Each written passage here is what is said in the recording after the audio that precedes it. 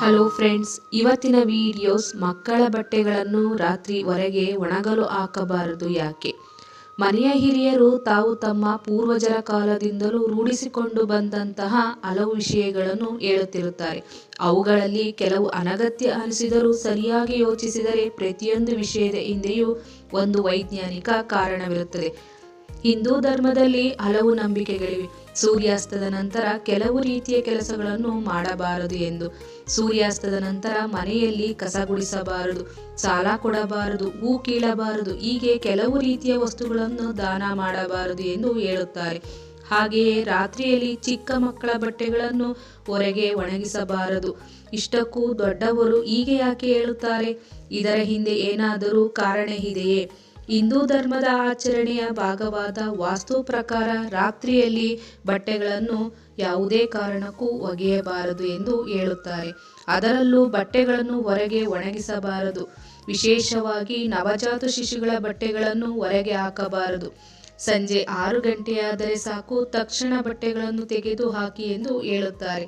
ರಾತ್ರಿಯಲ್ಲಿ ಮಕ್ಕಳ ಬಟ್ಟೆಗಳನ್ನು ಹೊರಗೆ ಒಣಗಿಸಬಾರದು ಎಂದು ಹೇಳುವುದರ ಹಿಂದೆ ಧಾರ್ಮಿಕ ಕಾರಣಗಳ ಜೊತೆಗೆ ವೈಜ್ಞಾನಿಕ ಕಾರಣಗಳು ಇವೆ. ರಾತ್ರಿ ಹೊರಗಿನ ವಾತಾವರಣದಲ್ಲಿ ನಕಾರಾತ್ಮಕ ಶಕ್ತಿ ಹೆಚ್ಚಾಗಿರುತ್ತದೆ ಎಂದು ಹೇಳುತ್ತಾರೆ. ರಾತ್ರಿ ಹೊರಗೆ ಬಟ್ಟೆ ಒಣಗಿಸಿದರೆ ನಕಾರಾತ್ಮಕ ಶಕ್ತಿ ಬಟ್ಟೆಗಳಿಗೆ ಸೇರುತ್ತದೆ ಎಂದು ಹೇಳುತ್ತಾರೆ. ಇದು ಮಕ್ಕಳ ಆರೋಗ್ಯದ ಮೇಲೆ ದುಷ್ಪರಿಣಾಮ ಬೀರುತ್ತದೆ ಎನ್ನುತ್ತಾರೆ. ರಾತ್ರಿ ಒಣಗಿಸಿದ ಬಟ್ಟೆಗಳ ಮೇಲೆ ಪಕ್ಷಿಗಳು ಹೋದರೂ ತೊಂದರೆಗಳು ಉಂಟಾಗುತ್ತವೆ ಎನ್ನುತ್ತಾರೆ.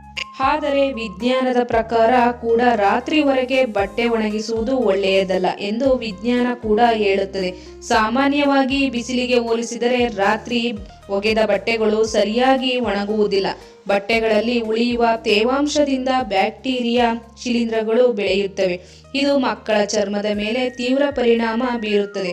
ಇದು ಚರ್ಮದ ಆರೋಗ್ಯವನ್ನು ಹಾಳು ಮಾಡುತ್ತದೆ. ಹಾಗೆಯೇ ಶಿಲೀಂಧ್ರಗಳು ಉಸಿರಾಟದ ಸಮಸ್ಯೆಗಳಿಗೆ ಕಾರಣವಾಗಬಹುದು ಎಂದು ವಿಜ್ಞಾನ ಹೇಳುತ್ತದೆ.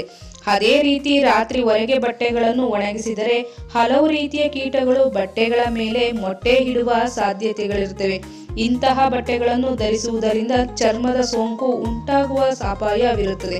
ಚರ್ಮದ ಮೇಲೆ ತುರಿಕೆ, ಗುಳ್ಳೆಗಳಿಗೆ ಇದು ಕಾರಣವಾಗುತ್ತದೆ ಎಂದು ಹೇಳುತ್ತಾರೆ. ಈ ಎಲ್ಲಾ ಕಾರಣಗಳಿಂದಲೇ ರಾತ್ರಿ ಮಕ್ಕಳ ಬಟ್ಟೆಗಳನ್ನು ಹೊರಗೆ ಒಣಗಿಸಬಾರದು ಎಂದು ಹೇಳುತ್ತಾರೆ.